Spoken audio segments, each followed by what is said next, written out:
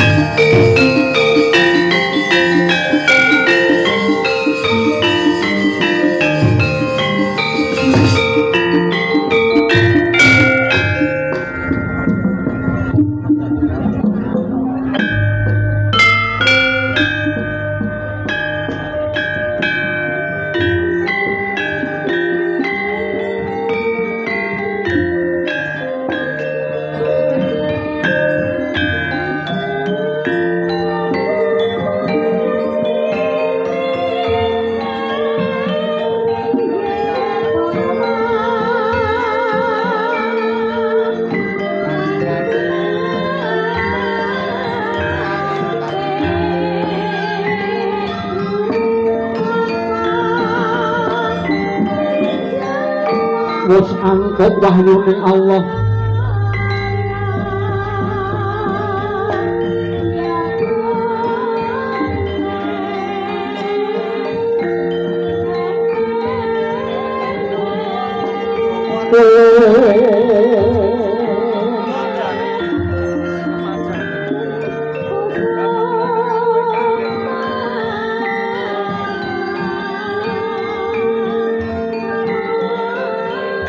Ya bumilah ilmu hanggit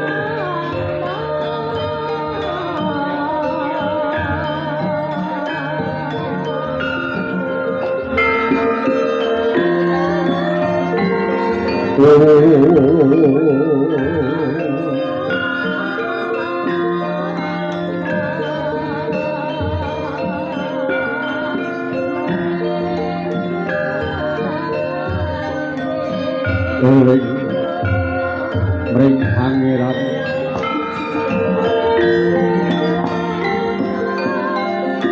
urip bakal temekeng pati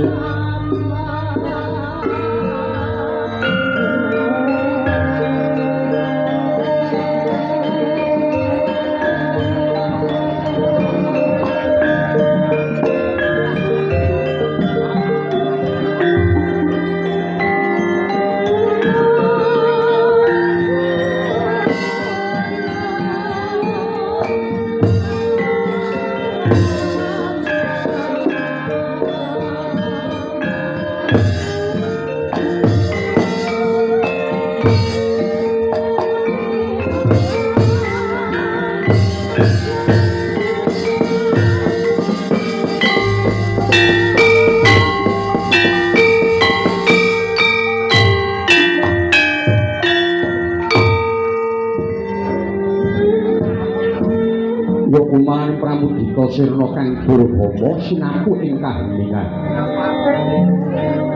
Ing saksana narbuka ularaning carita. Sinungge Pramudita binubetane budaya luhur. Mregato teka palubisangga ingkang Amarsudi teteping dharma prikautaman. Surebata Pitana Rahayu kang makarya rahayu sagung dumadi. Nenggih wae minangka pambukaning kandha. Wayang Purwa mila ginambar miring. Sinawerdi Raden Sarwa Semu sinamung sandhet ukara. Sinenggah sinten sembonan gendhen kawin tan ana kang wantah keliling gelar. Jagat wis binabar lamun layar gunung tandha ukuting lakon. Kalinca mangka Suryani yen dalang kang hanggesani. Gedhog keprak keteking jantung tembang lagu niku lelakone manungsa. Nata bunga susah bejo cilaka wis cinaku runtit jroning carita sawiji-wiji. Yen dibebok minangka bumi ya iku najange titapu jangkara ngayek urip ing jana loka. Lanang wadon gedhe cilik padhang peteng mugi apa mati gilir gumanti. Sahari ratri gatan pilih papan lan wanci. Ya mung salkawetane sarjana sudana mong lajaring carita sapa nandur bakal ngunduh sapa utang kudu nyaur milih balekake sing gawa ngolehake sing gawe kudu nganggo budine saha angkara cinadang neraka nanging satu budi suci ning ati kang ginadang manjing swarga dene kuna dadi pangilon-ilon kaca diri kang becik tinlodo kang aya katentuk yaiku sejati nonton pagelaran wayang Purwa tinggalane para wali songo. Sinten ing lenggahe ing petapaning Cakrawala lan punika ing kepala pegawan Wibawa ya pegawan Sabala pandhita kang putus sane budi pandhita kang putus sane ngreh. Kagekalan Punceswa pun pegawan Anoman ing Kendali Sada. Ingkang miwutan tamen Raden Antarja dhateng kantun nata pringgondani Prabu Anoman Totkaca. Ingkang miwutan tamen Raden Antasena tanduran-tanduran ing Padepokan Cakrawala katon ijo royo-royo. Kaya to lombok terong robyong-robyong. Kuwi gembini sak kendi-kendi. kambe kebiak kedapiak kambe gading sumanding gedang raja sak depo-depo gedang ampun sanggon-gon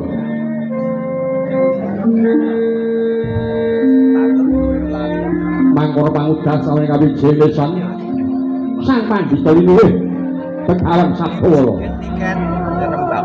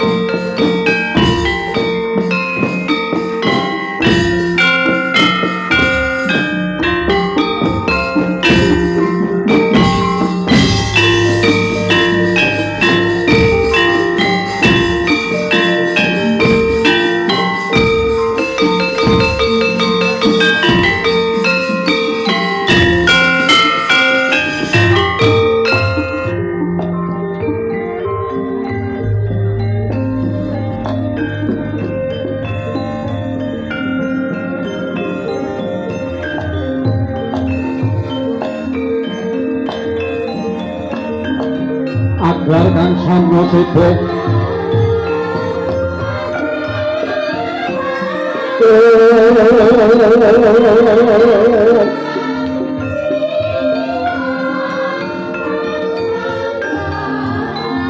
Pinggara pingkang samudra abra busananing wadya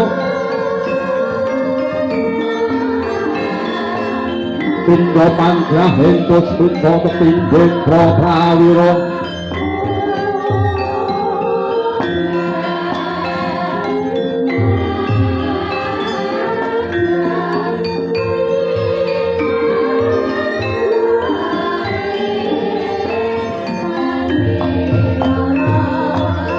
Ragwana pati sudhira dikentang samya sumewa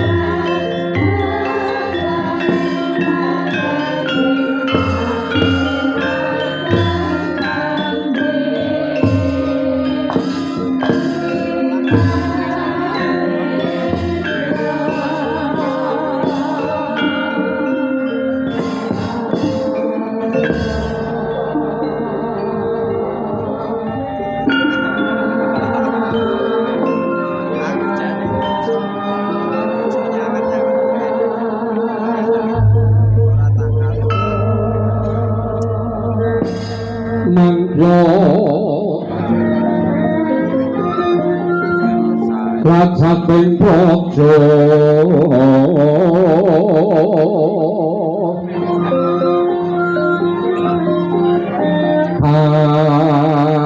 kawoyan wus sanya ruri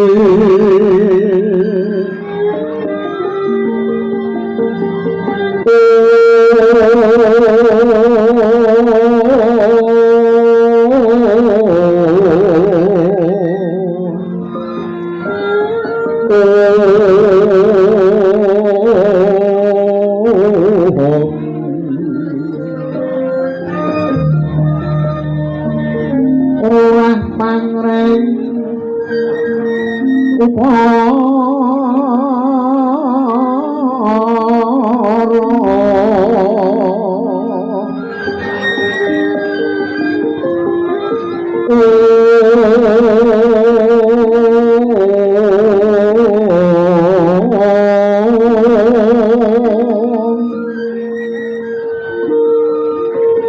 karono tanpa parupi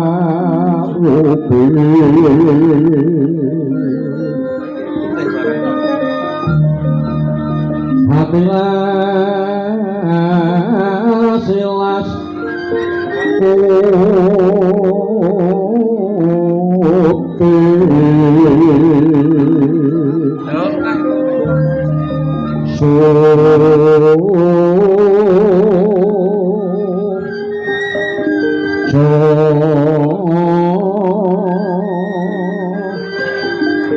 Nasarjana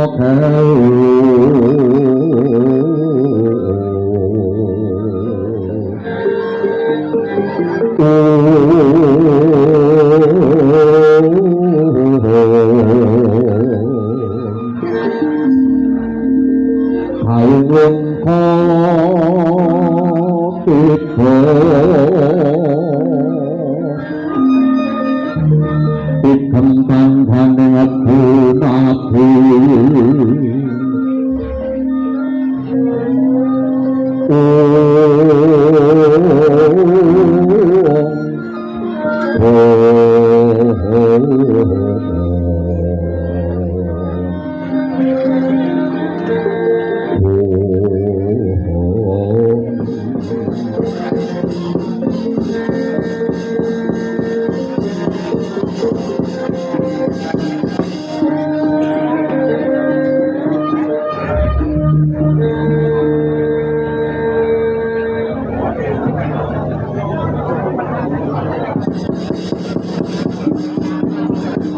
lamun sira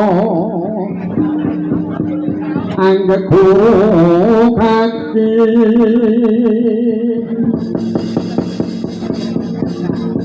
hambilya manungsa kang nyoba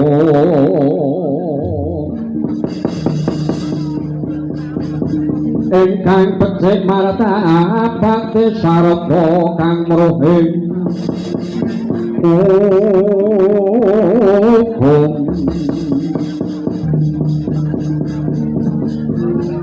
kang ibadah lan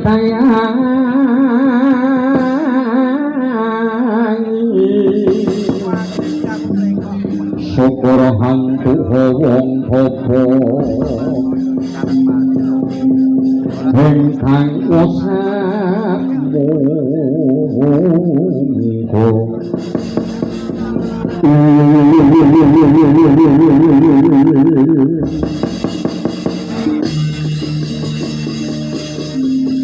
pamikir pawenian iku pantes sira gurana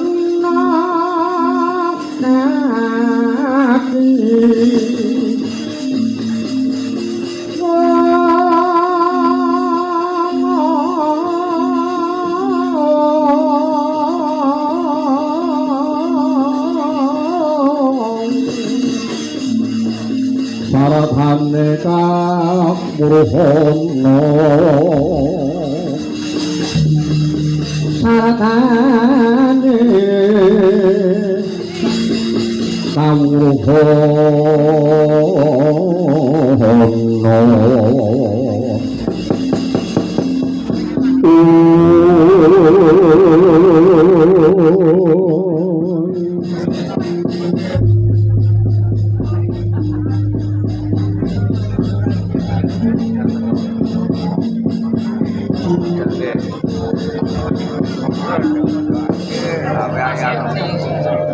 layak mau bengi iki ana kupu mlebu omah omah esuk-esuk lah kok jebul jagone padha karo ana manuk prenjak ngoceh ana tritisan omah kewan sing kaya manggung-manggung tandha-tandha yen papan dulungku bakal ana tamu Bumi sing padha rawuh iki genah siswaku kabeh Anoman padha menantu kaharjan piswanmu Anoman kawula inggih penemban raja piswanku boten langkung ngaturaken suwi pabekti mugi nunjuk yo Mayangkara tak tampa kepenak nonggon mlungguh yo Mayangkara inggih kados boten kirang prayugi Antaja padha Basuki Pratamu njaluk Antaja kawula inggih penemban Basuki lampah uwuh berlangkung pengaturaken supaya bekti mugi nunjuk yo Antarja uga tak tata sira ngaturake supaya bekti Bakutaca padha Raja Pratamu Jagarata kawula inggih Raja Wiswanto berlangkung pengaturaken supaya bekti mugi nunjuk yo karo kaca tak tampa Antasena padha slamet tekan Antasena iya Mbah slamet aku Mbah basa kowe katur mangsi Mbah yo tak tampa nadyanku iki srogal-srogol omonganmu tur kowe ora iso basa karo sapa ning aku ngerti atimu ki jujur kok Antasena iya Mbah ulang-ulangamu kok Mbah la iya makang saka kuwi training padha ngadep ana ngarsane sun kepenak nunggu mlungguh dene jenenge sun bakal medhar sabda lawan jeneng jiwa kabeh aja nganti tumpang suh tundha bima kun jeneng sun bakal medhar sabda lawan jeneng jiwa panjahe kanggo Spitorun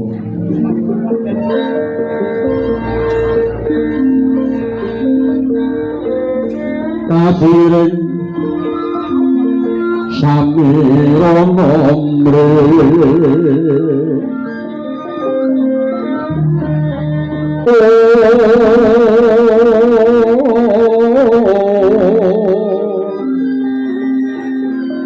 sekarang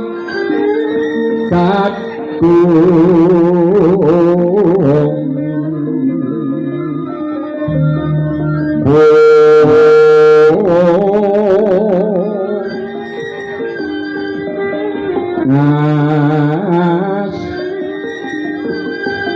Tantangno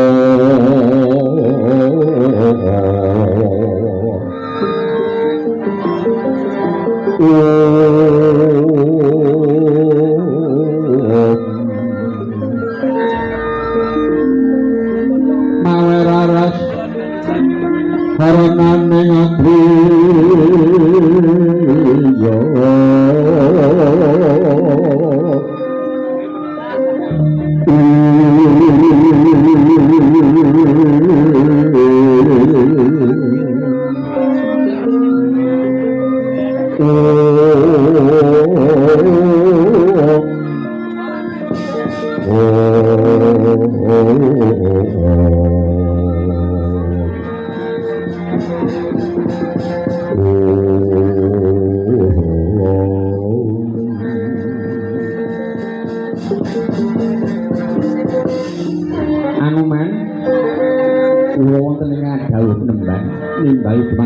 sapa dukupun Anoman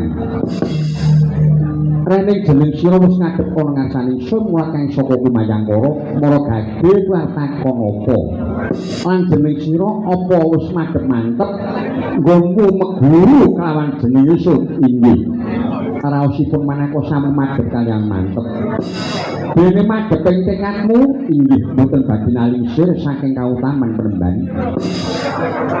manteping rasamu inggih boten badhe ubah kabraba saking kautaman umpamane aku mlaku kang wanci peteng dene tanggung jawab murid kelawan guru kula saged damel obor kinarya colok lumampah paduka sang guru umpamane aku kepengin nyabrang kali kang banjir tanggung jawab murid kelawan guru kula saged damel uwet kinarya uwet paduka sang guru umpamane aku kepengin rangsang kang dhuwur tanggung jawab murid kelawan guru kula saged dados ganjol ampian paduka sang guru pokok yang mengono teges mantep guru kelawan jeneng isun mangkang sapa kuwi Mayangkara rek ning jeneng sira ngadhep ana ngarsane gurumu Para badhe nakon apa Mayangkara? Inggih penemban.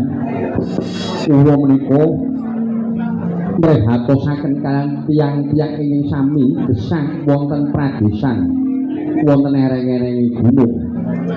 Sing kok pikirake apa? Wong-wong sing padha urip ana desa-desa sing ana ereng-ereng gunung sing kok pikirake apa?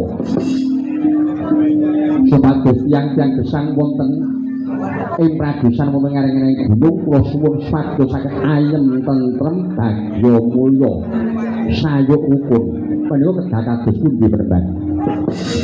Yen kowe takon babagan wong-wong sing padha urip ana desa ana ereng-ereng gunung supaya kahanane ayem tentrem bagya mulya to inggih.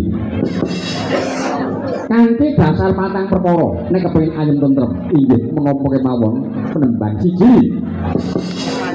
Ing desa kono kudu ana elmune wong pinter sing nuntun marang bener. Tak baleni ing desa kono kudu ana elmune wong pinter sing nuntun marang bener. Yen bayi ulama ngendikake ing desa kono kudu ana elmune piyayi ulama. Kaping pindhone adile para pemimpin. Dene kaping telune ing desa kono ana wong sugih ning sing lomo. Lah adaan sing angel nggon lomo iki Mayangkara. Lah kaping pate dongane wong fakir miskin kuwi mandi-mandine donga. Mandi-mandine donga kuwi wong sing lagi nandhang rekoso ya wong fakir miskin, mula do nyebalekke marang wong cilik wong sing lagi rekoso ya anoman inggih. Kanthi dasar patang perkara iki, matur ing desamu ki wis komplit. Kahanane bakal ayem tentrem bagya mulya Mayangkara mekaten penemban yo. Nanging penemban piye? Kula menika nate mireng ngendikanipun para pinter, para winasis, para sujana sarjanane budi. Bila tiyang gesang menika gadah sedulur tata sekawan menika estunipun kados pundi penemban?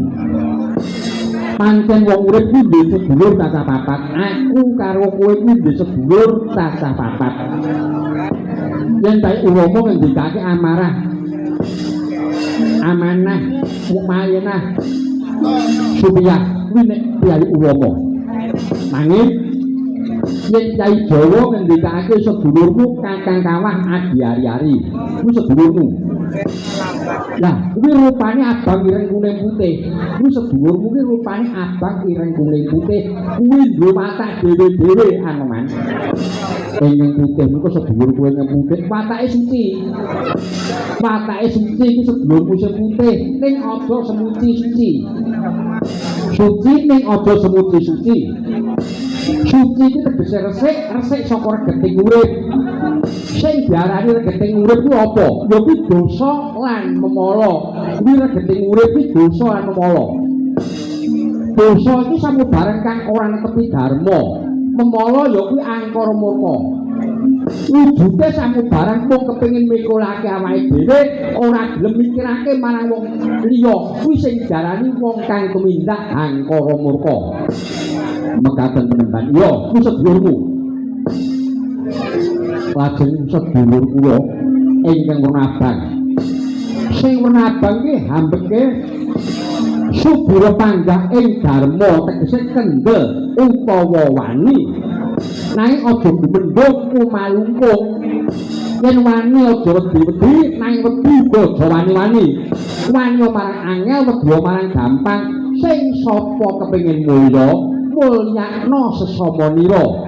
Sing sapa kepengin sugih kulina weweh, kulina sedekah. Wong sing gedhe sedekah ora bakal malah bakal sugih.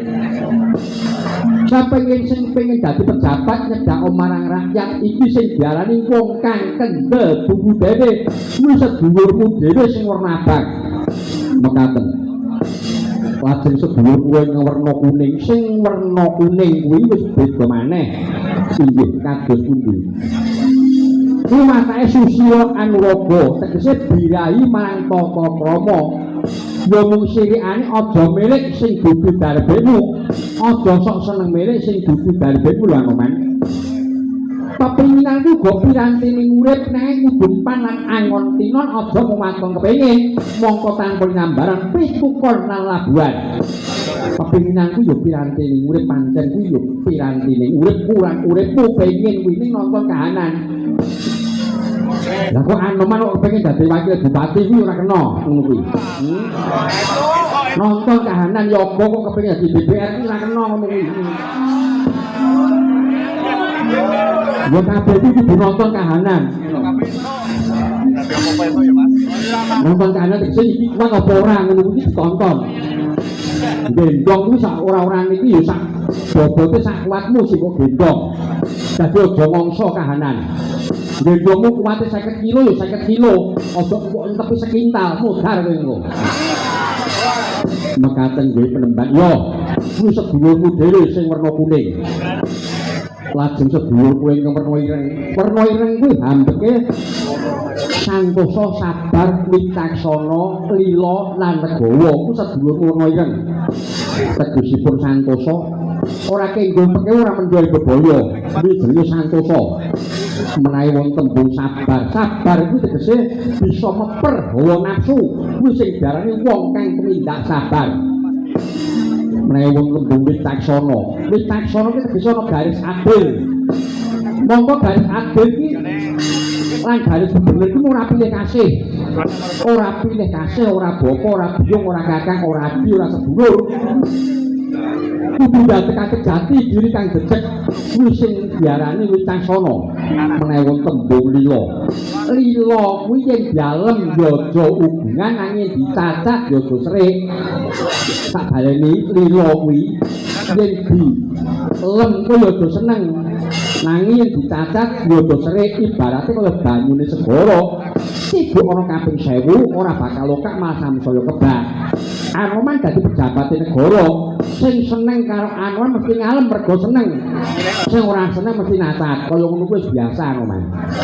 Ning atimu totonen yen dilem ya aja seneng, yen dicacat ya aja serik. Ibarate kaya banyune segara kuwi mau mekaten. Menawi wonten tembung legawa kuwi pasrah ana murbane sing gawe urip. Wong urip iku kudu pasrah murbane sing gawe werna loro, syukur lan ikhlas. Yen ana menadhe nandang sengsara ya aja ngger suratimu. Nanging ana antung ugrane sing gawe urip ya aja bunga rasane atimu. Kabeh iki tampun sarwa sak madya wae ya Anoman. Kabeh iki sarwa ikhlas pikiranmu. Dadi yen kowe iki bersih desa kok disuwuni ya kuwi wujude uga rampik kanggo bersih desa kowe sing ikhlas. Aja grundelan kowe sing ikhlas. Nek kowe ora ikhlas alah uripmu iki delak-delak ya. Aja greningan wong sedekah kuwi ora diparingake greningan.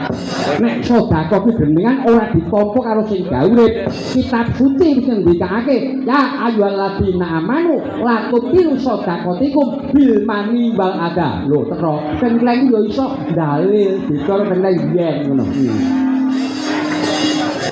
Mekaten penemban yo ya ayyuhalladzina amanu he wong sing padha iman, wong sing padha iman. Diteluk iki kitab suci iki wong sing padha iman. Ora ene kok kitab suci yoga sinden ora eneng. Yen iki mung sedekah ora diparingi grenengan. Wah, mekaten yo wis sing ikhlas. Mlaku saka kuwi Anoman. Piwulang-piwulai gondelana iki piwulai wong Jawa Anoman. Sorote pangkama sumulo hamagang ijoning pasarean menawi wadono haremu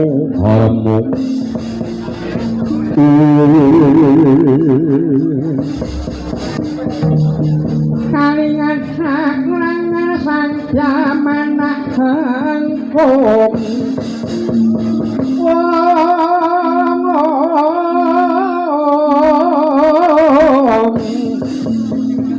sangat yak manah kung sumung kamaguling sangkat kung rerepo baboy mani manulun kakak runtit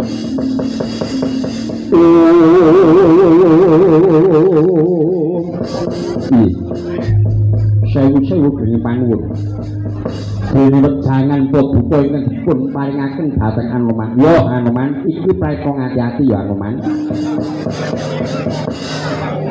Negara iki akeh wong pinter. Negara iki akeh wong pinter. Ning tumindake ora bener. Tak baleni. Saiki akeh wong pinter ning tumindake ora bener. Kowe dadi wong sing bener tumindakmu nadyan kowe ora pinter Anoman. Dadi wong sing tumindakmu bener nadyan kowe ora pinter. Lah sing tak goleki Anoman. Dadi wong pinter ning sing tumindak bener. Lah iki sing tak goleki. Sing tak goleki dadi wong pinter ning yo tumindake bener.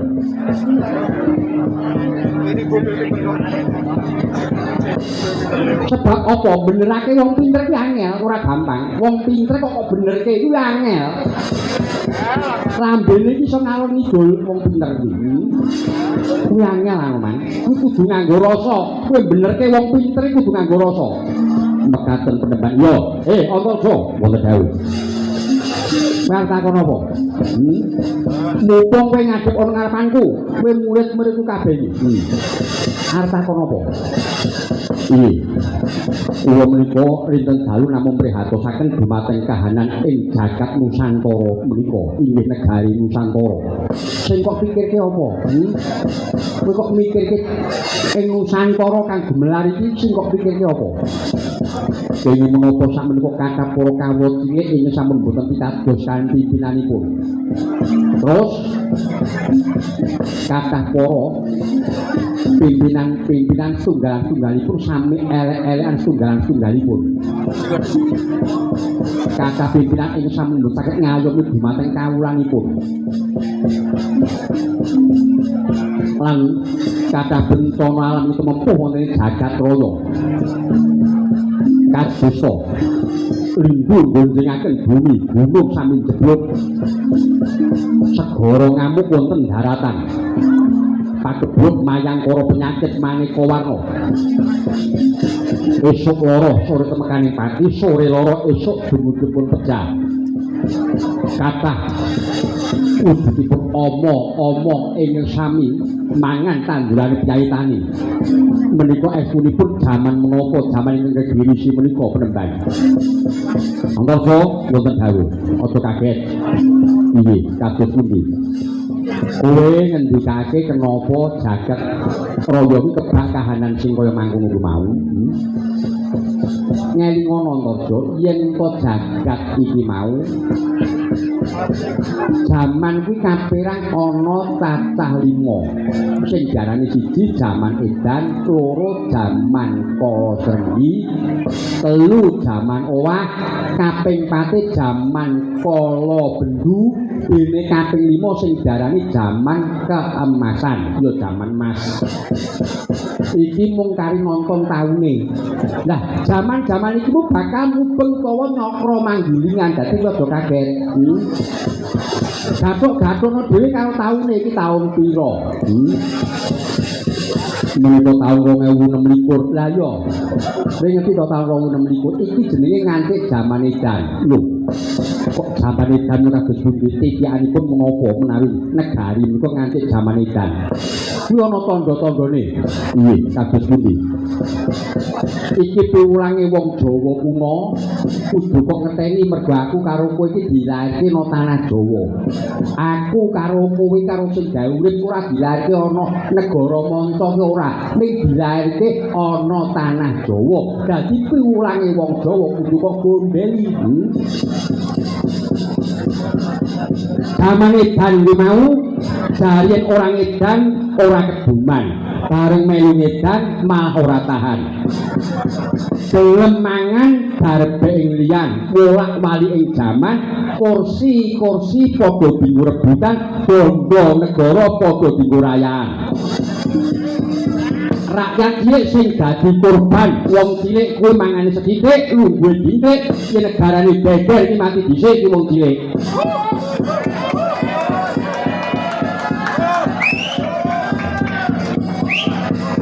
Jarene zaman reformasi nanging kena apa korupsi malah saya sre saya dadi sing dhuwur padha subur sing tengah makmur ning sing ngisor dadi ajur ngumur. Sing ngerti hukum wae padha ngrusak tatanan, hukum negara padha dienggo dagangan. Mula sing dadi wong cilik bingung gone golek pengadilan mergo perkarane ora rampung yen ora ana duit sekian. Nah iku sok baine wong gedhe sok sore sing diomongake keadilan pembangunan ewa dene pejabat sing wani adok sarang nganti ora konangan. Yen anake wong ora duwe jane akeh sing padha pinter ning kewan gone golek sekolah mergo wis lulus arep kuliah regane larang wis ora kuat ngragati. Nek ora kuat ngragati mengko kuliah ning kuangen ngono wae. Ono gratis kuwi kahanane. Beda karo anak wong gedhe kon sekolah sekali sedan madhok kelayapan do golek baulan kuwi wong anak wong gedhe. Sing tuwa yo ngono saka omah dandam niki jare arep ngurus gawean jebul minggon dalan mergo wis kencan arep demenan.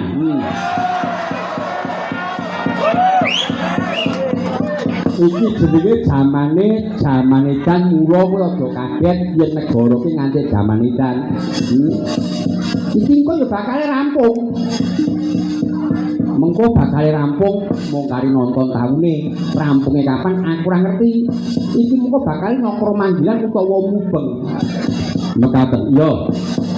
Menawi nganti jaman Kala Srenggi iki pitunge wong Jawa sing darani jaman Kala Srenggi hukum negara wis ora mandi hukum agama wis ora wedi sing wong lupa dadi tumbi-tumbi wong bener padha dikrangkengi sing korupsi padha diaji-aji sing tindak jujur padha disingkiri yen omongan sing dienggo biasa kitab suci nanging sejatine ora tau biji malah ketulondo dijejeri saben bengi. Iki jenenge zamane nganti jaman Kala Srenggi. Gathuk-gathukno iki mengko yo bakal liwat kuwi. Urut. Menawi nganti jaman Kala Srenggi terus nganti jaman owah-owane jagat. Ben arani kala bubrah. Bali nang jahiliyah apa to buktine? Akeh wong sungkan ibadah, umrih jagakan tata senengane do darah raya, makarya do wegah ning karepe entuk opah. Makarya do wegah ning karepe entuk opah. Ya neng tengok-tengok ning karepe entuk opah wong dodo tambia kae lho ngono. Menika nganti jaman owak yo owah-owane jagat. Senengane do darah rayah makarya do wegah karepe entuk opah wis do ora mesake wong sing lagi susah wis ora mesake kuwi jenenge nganti jaman owah meneh nganti jaman Kala Bendu iki bebendu saka sing gawe ngelingke kan menungso yen aku karo kowe urip ning donya iki ana sing nguripi dadi aja sak menang-menang aja dumeh aja dupeh ya Antarja mekaten peneban yo titikanipun lan tandha-tandhanipun titikane akeh sing padha debat padu akeh sing padha debat padu yen deleke manesu rumangsane ora saru nanging sejatine ora mutu wong pinter do keblinger wong bener malah keseser wong salah do bungah-bungah wong ala do disubya-subya omah suci do dibruki tonto langgar dinggo digar ana masjid dianggit-anggit ana gereja lan pura jarene dinggo apa ana papan penembah dijamah dinggo sak wiyah-wiyah dadi polahe wong golek pangan iki kaya biasa dene intri sing edan malah bisa dandan-dandan nanging sing bengko malah omahe do magrong-magrong bebasan ing ngarsa numbar swara ing madya numpuk bondo keturi padha grogoti sing maling golek cangkir lan piring sing uthil tambah pesek nanging sing nyopet umure malah awet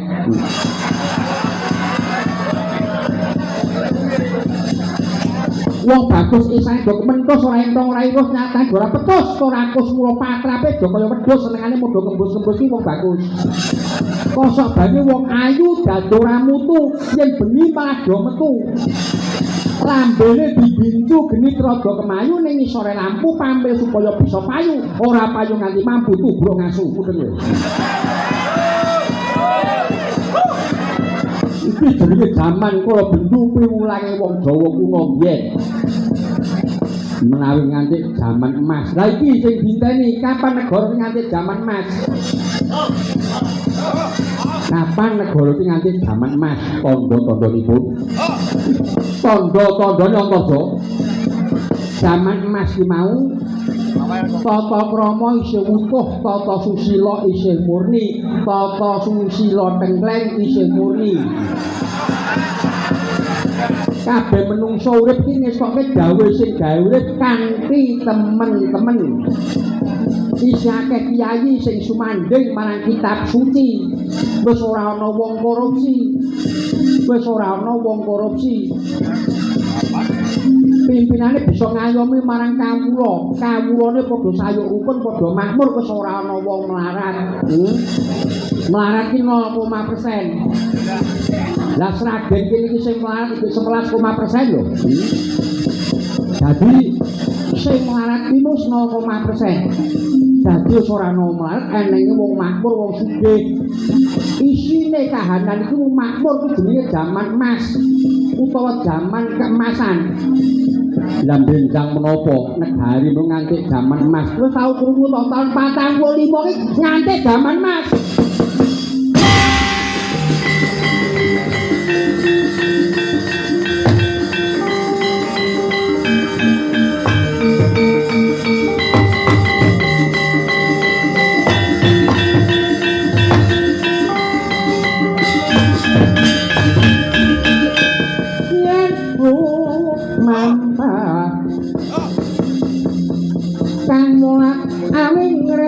Barong panpada maksa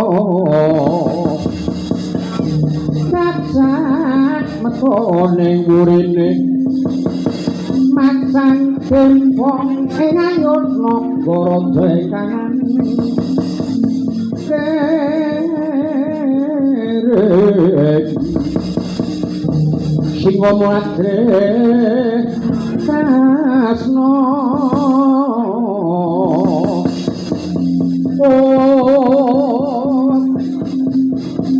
marahak ingsun jane setan lawan manungsa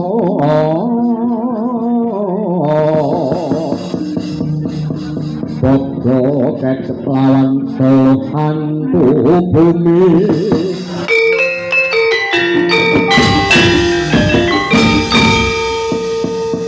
Sewu-sewu kenging panuwun. Dene Paduka sampun paring wejangan dumateng siswa-siswa Paduka Penemban. Yo, Mayangkara. Nanging Penemban kula badhe pangmatur malih. Arep matur apa meneh? Anoman kula sampun dangunipun pisang wonten donya. Kula menika sampun boten saged metang kan umur kula. Mila Penemban, wekdal menika kula nyuwun pejah. Lho, kowe njaluk mati? Nggih. Mayangkara wonten dawuh. Kowe kuwi urip ana donya diparingi umur dawa karo sing gawe urip ora syukur ning malah bakal njaluk mati. Alesanmu apa? Menawi ngantos kedangun anggih kula gesang wonten donya mesti kathah dosa-dosa ingkang badhe tindaken. Menawi ngantos kathah dosa-dosa ingkang badhe tindaken tartamtu bencang pecah kula badhe nyemplung neraka yumani. Mila kula pecah Penemban. Oh, ngono. Alasanmu ngono inggih. Anoman wonten dawuh. Yen kowe njaluk mati, mati iki hukume wajib. Mati iki hukume wajib sing kumrangkang ning donya iki kabeh iki bakal mati. Lah mati iki kabeh ana tata telu, kowe arep milih mati ndi? Lho, mati kok dipun perang tata tiga kok mati menapa? Siji sing diarani mati nista. Loro mati madya, kaping telune mati utama. Yen kaya ulama ngendikake mati syahid. Contohipun mati nista kados pundi? Mati nista ki contone wong lampus diri utawa bunuh diri. Kuwi jenenge mati nista. ora bakal antuk kasuwargan manyemplung neraka yumani sebab bisi ngersane sing urip. Mekaten penemban yo lajeng mati madya. Mati madya ki tegese mati sing saka kodrate kok garise. Disangani saka loro lan sak panunggale tegese wis teka garise. Wis dikersake karo sing urip kuwi jenenge mati madya. Menawi mati utama utawi mati sahid contonipun mati utama utawa mati sahid iki contone mati sing belani bebener. Mati sing belani negarane dadi pahlawan negara. Mati sing belani agamane kuwi jenenge mati sahid utawa mati utama. Lah kowe iki durung teko titi wanci kok njaluk mati. Sabudoke ya Anoman, yen to kowe bakal mati ning matimu besok ngenteni. Turun Janaka kaping 7, Anoman lagi mati. Oh.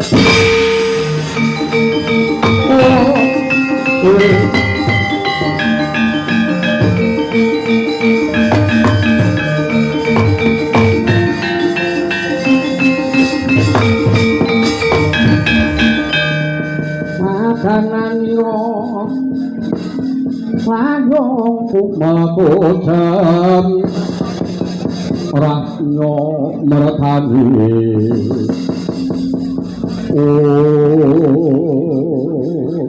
waduh penembahan jago minta siwu aring Raden Janaka nggih turun Janaka kaping 7 niku pinten taun malih tur wonten lampan menapa penembahan. Besok matimu ki ana lelakon Anoman Swarga. Aneh lakon Anoman Swarga. Mbok inggih dipun cuplikaken sekedhik lampan Anoman Swarga menika penemban piye? Dipun cuplikaken sekedhik kemawon lampan Anoman Swarga menika penemban. Besok ditanggap mrene meneh tak lakoni Anoman. Panitia gawe ora kuwi. Kowe kuwi kewan lho Anoman. Nggih. Kowe kuwi kewan ning iso mlebu swarga. Kowe kuwi kewan iso mlebu swarga. Aku tau maca nggon kitab suci nek ora kleru surat Kahfi. Ning kono nerangake yen to asu kuwi iso mlebu swarga. Asu lho iso mlebu swarga. Lah kok yoga ora iso mlebu? Dadi yogane karo asune tumindake apik. Asune to kuwi. Betul pikiran. Kuwi kewan iso mlebu swarga lho Anoman. Mekaten penemban yo. Anoman wonten dawuh. Kowe kuwi dadi senopati negara. Anoman nate meguru begap. Lho kuwi Prabu Rama Wijaya. Bisa bedang negara Ngalendra brasta marang wong kang tumindak angkara murka. Kowe iki dipilih parang kawula. Inggih. Lah sak ora-orane kowe njaluk mati ora turuti aja nangis. Mekaten penemban iya. Kowe njaluk mati ora tak turuti aja nangis nyoto-nyoto kuwi pejabat sing ampun nangis yen rakyatmu ora bisa mentas kok kemiskinan iki do nangis.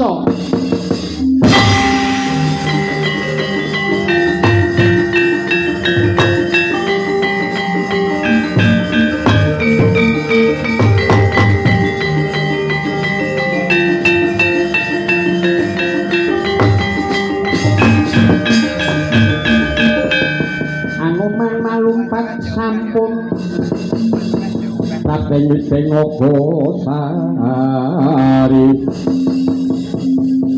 muat mangan kakak tinggalan ojo yukurake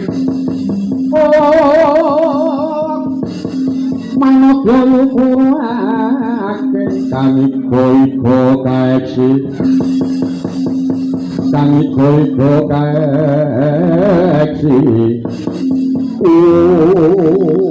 waduh penemban nyuwun pamunten ingkang ageng tasih kathah dijiban ing kedah kula sangkul lho kowe sing ngakoni to isih uripmu isih akeh kejiban kanggo sangkul inggih ngrodake wong-wong sing ngarepan kae ngarepan kae pendopo kujoglo Kae akeh wong-wong sing padha ana ngarepan kae mesti bakal njaluk kula nglawan aku. Larat mok siji mbok siji. Apa karepe wong-wong kae nggih sesuatu dawuh.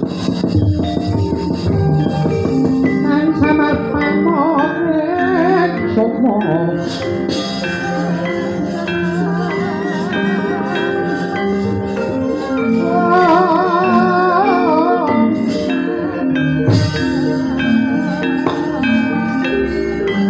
Kasih kematan yang kosong terus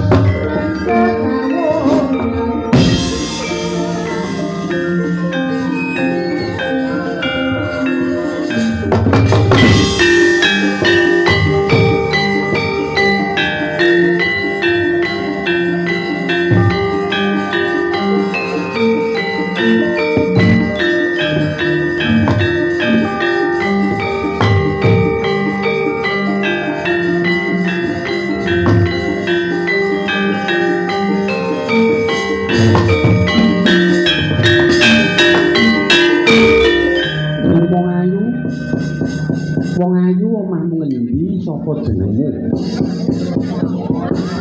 Inggih.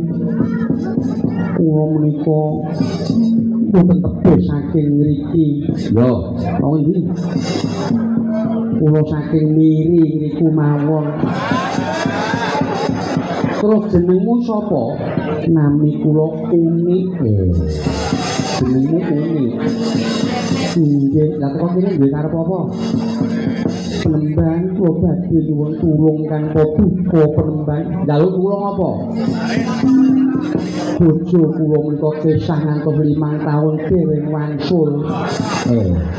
Bojomu ki lunga 5 taun durung bali. Inggih. Lah karepmu mbok inggih dipun puter giling penemban.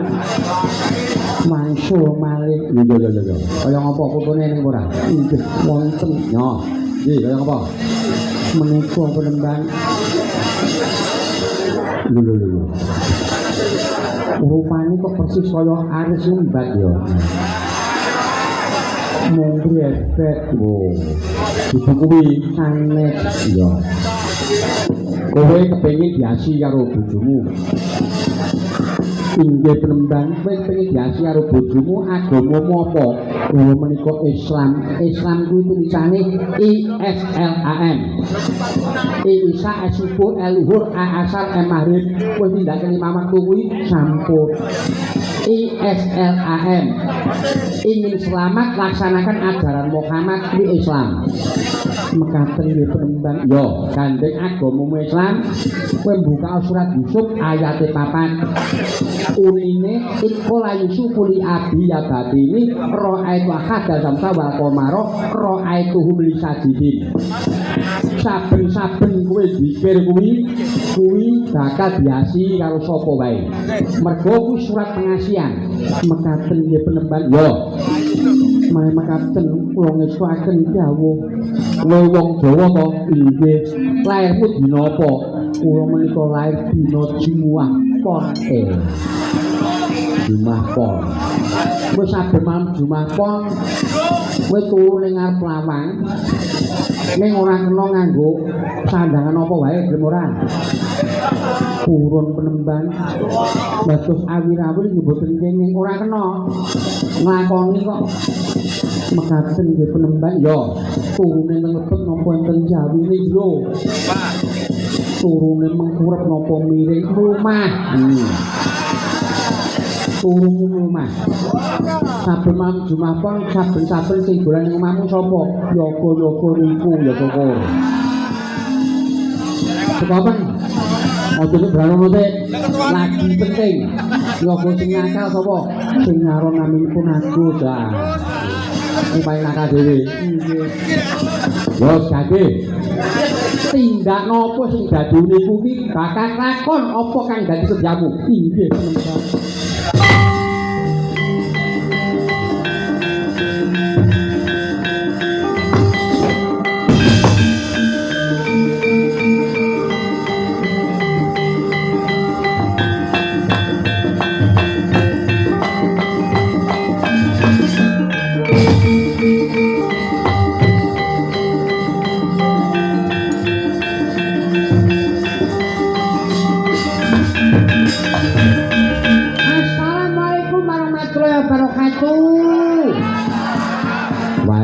Waalaikumsalam warahmatullahi wabarakatuh. Jenengmu sapa, Pak? Wiro Kasidi. Lah kowe saka ngendi? Kula saking Gunung Kemukus. Teko kene duwe karep apa? Kula badhe nyuwun pelarisan Penemban. Lho, kowe dagang apa? Dagang tiyang. Masyaallah. Terus kahanane Sepi nyenyet. Monggo sing kok jagake anak buah kula. Anak buahmu cacahe pira? 7. 7 terayu-ayu. Ngoten. Oh ya. Terus Niki dos nyenyet iki kanane. Nek dos sepi nyenyet dak kula terus mangan napa? Anak kula kuliah kula nggih saged bayar mumet gas kula. Dadi anakmu ki kuliah durung iso bayar. Nggih. Minangka badhe nyuwun tulung kali sinten? Ya, tanganmu kiwa tono. Tak tekeling kowe nek gambaran apa durake ya, Pak. Oke. Padha bulan ning kapuk ing sasmita amrih lantip. Aja pijemangan mendra kaprawiran den kaesi. Pasunan sarirani rotekadahar lawan guling. Sekadahar anak kuring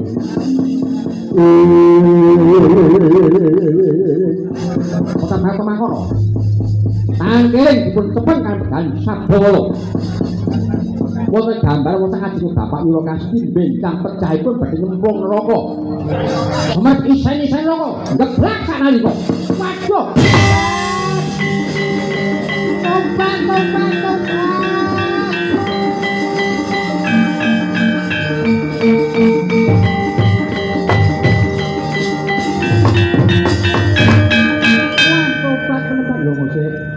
kok tobatnya ning apa? Kula wau tangan kula mang tekel kula weruh isen-isen neraka. Lho. Sing kok weruh apa? Ora niku madhep ngidul enten wong wedok. Diwiwit cilik-cilik pirang-pirang niku yen uripe pripun? Oh, uripe ning donya biyen kuwi duwe anak ning ora genah bojone. Nah, dadi kahanane bakal diwiwit kata pirang-pirang kula madhep ngaler. Ya.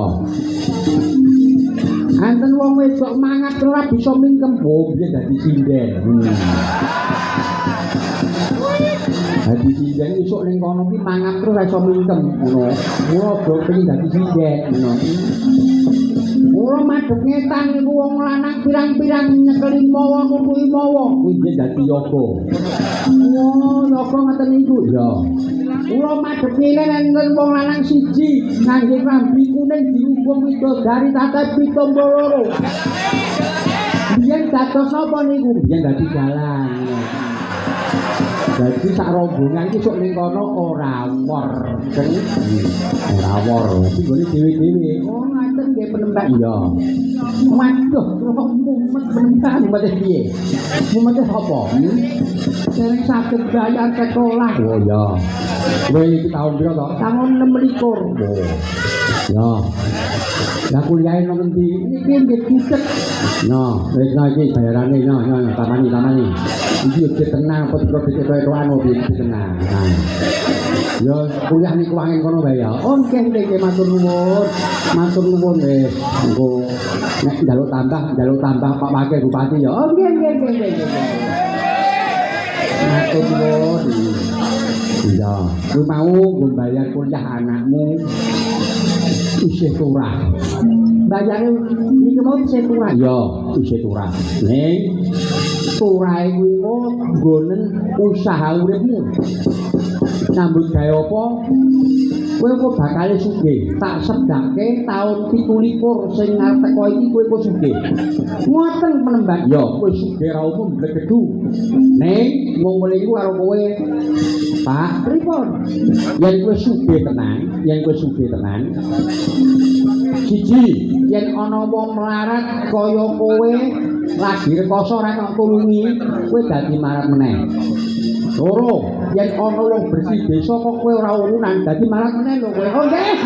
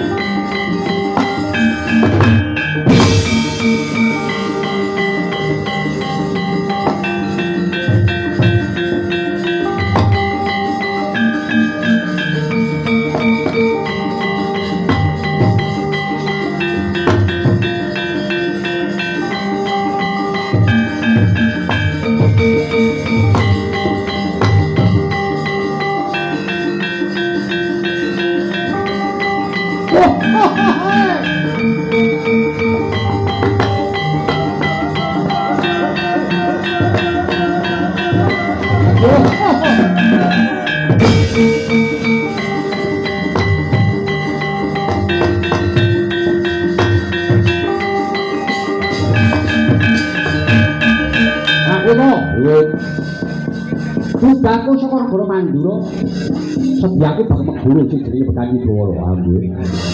Nah, terus bareng aku teko kene sing jenenge Bawala sing dipangko. Mriku ngadep piyambak niku mintung niku genah Raden Anoman karo Raden Antasena kok mboten maklit. Lah ngajeng piyambak niku genah Bekani Bawala niku. Nek tak tamat-tamate ganti Petruk lho, sabut. Ayo irungi sawangan. Lambene sawangan mripate sawangan. Bodine sawangan genake Petruk. Iki pangkline apane? Ya mung bedane sirahe dubet-dubet anduk bocah iki. Lha arep Petruk wani mati dadi yai. Monggo urip Petruk randang ratu tol. Apa kelakon bodho iki nalih grok. Sekti mondro biro. Apa guru Petruk kok piye? Ora sudi aku. Anoman wonten dalu. Dayo sing lagi teko iki jago ngono ya. Pripun? Dayo sing lagi teko iki jago ngono. Aku tak ning buri. Dayo teko bunga-bunga wis ora nggo apa-apa. Maiku harus sing omah. Raguto, pripun? Wah, dalat Mas tinggal mo. Wajeng kersanipun bali maneka manggo monggo berawat.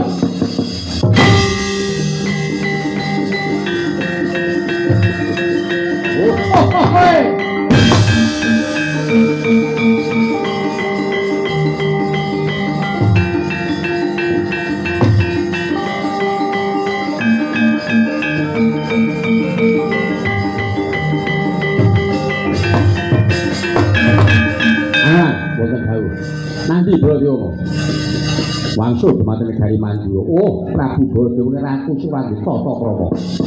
Ratu Suranggi Tata Susila. Tekomu ora krungu bali ora pamit karo Sindha mawon sedake ora weruh dalan bingung ora ketemu wong kowe.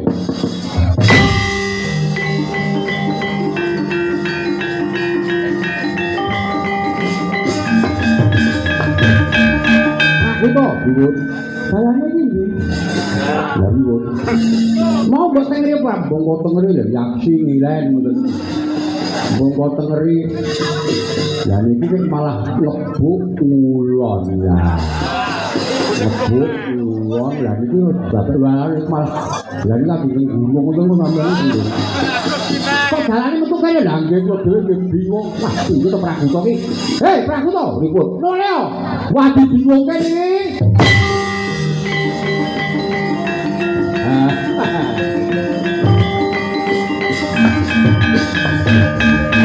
Mula sampeyan ku ampun ngebayake karo wong mriki. Wong mriki niku wong sekti-sekti. Wonten mriku sampeyan niku sekti nenten mriki kalah sekti karo wong niku. Ngono Praguto nggih. Apike Bambang Mameguru. Apa kowe sing jenenge Bekani Bawala? Ya, kowe tak Prabu Baladewa. Ya, aku nonton mantu Prabu Baladewa. rawuh kono papan gunungku duwe karep apa? Nek karaku lagi tampak geblok mayang karo larang sandang satu larang pangan. Mangsite Gusti kang akale jagat yen to aku kinemu guru kali dawa. Apa sing tampa pagurungku dina iki Baladewa tak tampa dadi murid kali dawa.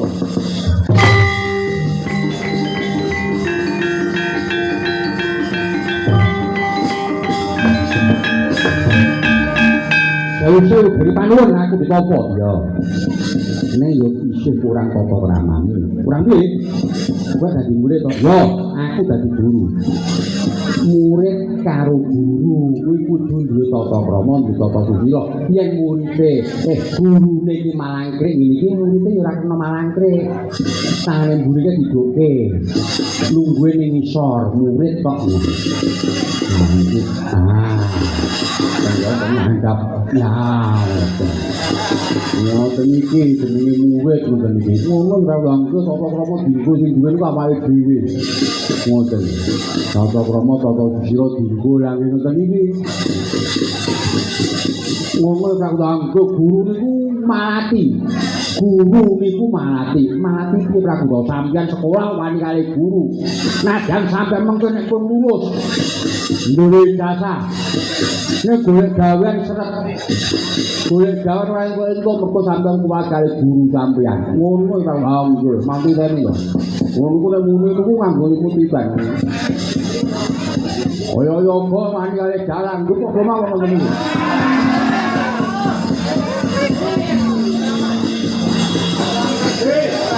Dari ora mandi Prabu Anu kok yo kok sing mboten genah niku ngoten.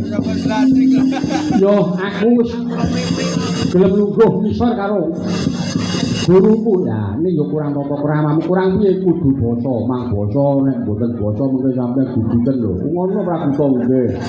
Yo tak basa yo Prabu nggih. Iki sang guru kok kedah kados pundi? Yo kowe ning mburi kono, kene bakal kawan Prayagung.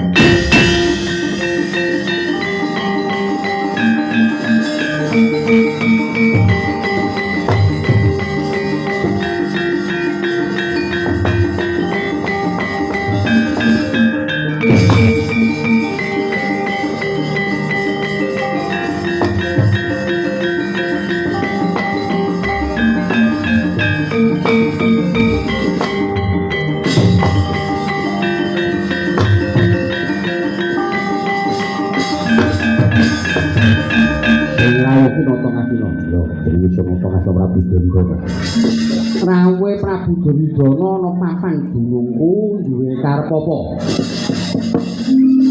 Ora susah ladang kowe kan rembug bakune aku teko kene bakal mumbung karo kowe. Ya, kowe kudu lunga saka kene. Ya, kowe kudu lunga saka kene. Ora dibulunga do takon dosa. Lho, sarumput apa Prabu Duryudana tunduk kan begani bawa semapan ana pertapan Cakawa iki. Sahuputmu. Akeh para kawulaku sing dadi muridmu. Saben-saben wong Mestina sing dadi muridmu bali manegara Mestina wis ora percaya pimpinane Prabu Duryudana. Maju gawe tulisan di penteng wonten tengah dalan Duryudana medhun, Duryudana medhun. Kaya kene kena kawruhmu. Mulai iki peningkat ora mek rampung nyawamu. Prabu Duryudana piye? Lho, kawulamu ora percaya pimpinane Prabu Duryudana do nyalangi aku. Lah yen tak sawang pemerintahan negara Mestina kurang becet nyalare kepiye? Prabu Duryudana sugih. Aku percaya Prabu Duryudana kuwi nalindra berbudi bawasana. Kuwi ngomonge wong akeh nek aku ngarane ora berbudi bawasana. Prabu Duryudana adikang adiko ngadiguna tumindakmu. Dene Prabu Duryudana dadi ratu pakmu cilik. Patih sing kuni kok dadeke patih. Apa ora ana wong liyane? Karto Marmo ngadimu kok dadeke sekretaris negara. Apa ora ana wong liyane? Durma Gati dadi ketua MBG. Akhire gonjang-ganjing kahanane.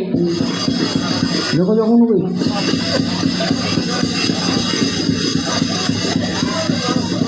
Kaya ngono tegese tumindakmu adikang adikku ngadiguno Prabu Duryudana. Aja sing kaya mangkono tumindakmu Prabu Duryudana yen to jagat iki mau bakal nyokor mandhiringan. Negara Cina pancen sugih aku percaya ning rakyatmu padha ora duwe. Wajib mbok tari nganti dhuwur-dhuwur. Monggo ngomoyake arep dhuwur-dhuwur nek kaya mangke tumindakmu adikang adikku ngadiguno Prabu Duryudana. Manggo sing dados aku Duryudana lumpur ora bisa mlaku. Waduh penembare iso mlaku. Ayo tunduk.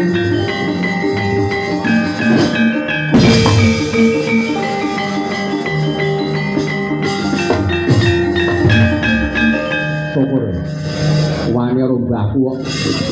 Mbahku iso ngembat padas mbok waneni. Ki wong sekti. Wah, sebyang ora iso mlaku to kowe. Wah, ulap-ulapan. Mbah, apa to kene?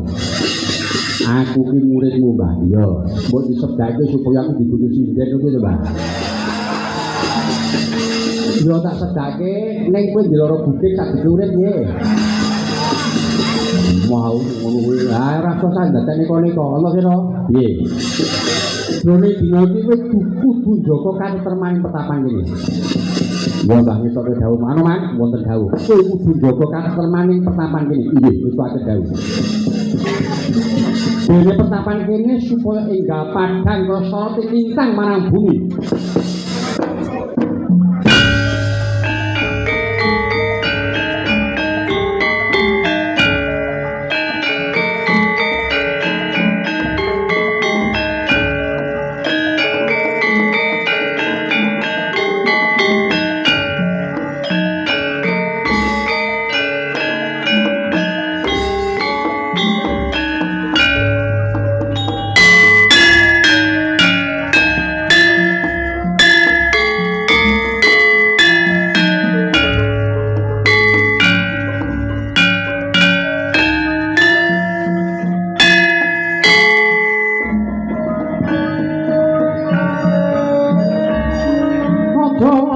Sore kaki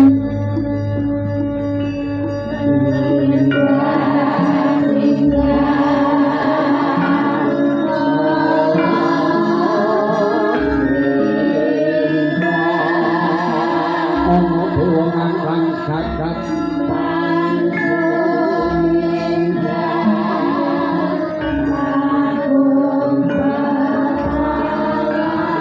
nang pokoro lingkaran